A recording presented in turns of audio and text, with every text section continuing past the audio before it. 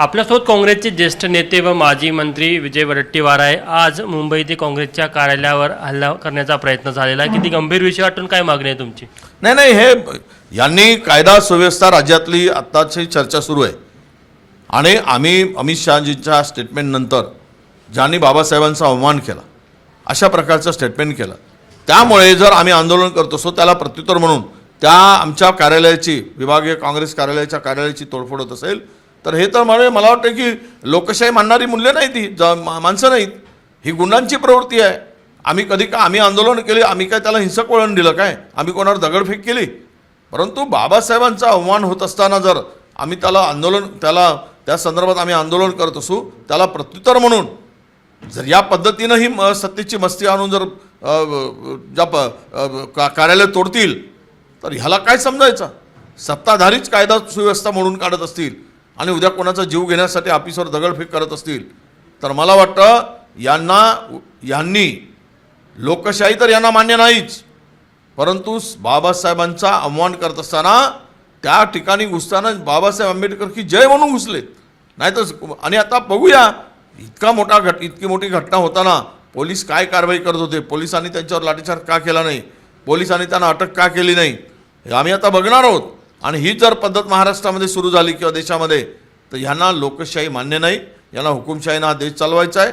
या देशामध्ये बाबासाहेबांच्या संविधानाचा बाबासाहेबांचा अवमान करण्याचा यांना ठेका दिला गेला, अशा पद्धतीची परिस्थिती निर्माण झाली आहे। अरे अमित शहाजींनी माफी मागितली असती, विषय संपला असता, पण त्याला प्रत्युत्तर म्हणून जर हे म्हणत असतील तर मग ही कार्यकर्ते आहेत की पोचलेली गुंड आहेत? याचं उत्तर आता देतील मुख्यमंत्री आणि आम्ही त्यांना मागू उत्तर। सरकार आल्यापासून कुठेतरी एक वर्तणुकीमध्ये फरक दिसतो का तुम्हाला भाजप कार्यकर्त्यांच्या? नाही, सगळ्यांच्या तिघांच्या वर्तणूक बघा तुम्ही।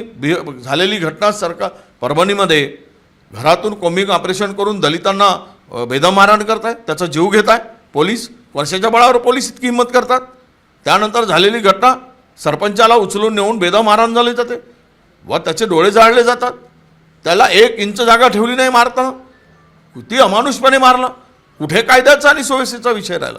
हेच घटना। आणि आता मुंबईमध्ये आम्ही जर अमित शहांनी बाबासाहेबांचा अवमान केला असेल तर आम्ही आंदोलन करत असू, निषेध करत असू, तर त्यात वावगं काय? त्यामुळे चर्चेने उत्तर दिलं पाहिजे। मुख्यमंत्र्यांकडनं काय अपेक्षा आहे तुम्हाला?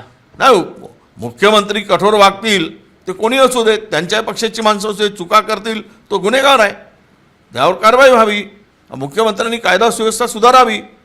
आणि हे जे हल्ले ज्या पद्धतीने चालले आणि आम्ही आंदोलन केलेत पण आम्ही कोणावर दगडफेक नाही केली, पण आमच्या कार्यालयावर जाऊन दगडफेक करून आमचं कार्यालय जर तोडफोड करायचा प्रयत्न केला असेल तर आक्षेपी गुन्हा आहे, त्याच्यावर कारवाई झाली पाहिजे। पोलीस काय कारवाई करतात आम्ही बघतो। ते होते विजय वडेट्टीवार, ज्यांनी सांगितलं की या संदर्भात आता मुख्यमंत्र्यांनी स्पष्टीकरण द्यायला पाहिजे आणि जे दोषी असेल त्यांच्यावर कठोर कारवाई करायला पाहिजे। कॅमेरामॅन व्यंकटेश नायडूसह तुषार कोहळे, एबीपी माझा, नागपूर। एबीपी माझा, उघडा डोळे बघा नीट।